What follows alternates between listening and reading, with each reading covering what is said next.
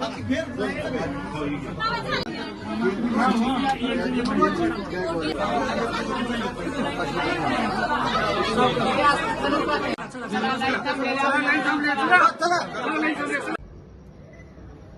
मी अभिनेत्री प्राजक्ता गायकवाड आणि आज मी आलेली आहे तुळजापूरमध्ये. तुळजापूर नगरीमध्ये देवीचं दर्शन घेण्यासाठी आणि लग्नाची पत्रिका ठेवण्यासाठी देवीसमोर आणि आमंत्रण देण्यासाठी देवीला.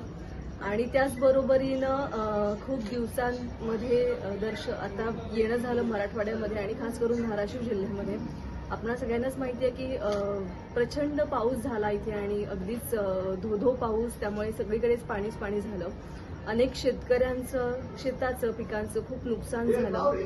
मी सोशल मीडियावर या सगळ्या प्रकरणाची दखल घेतली सोशल मीडियाच्या माध्यमातून आणि फार वाईट वाटलं खरं तर, कारण जो शेतकरी आपल्या सगळ्यांसाठी राबतो आणि खऱ्या अर्थानं जर शेतकरी असेल तर आपण सगळे जगू शकतो.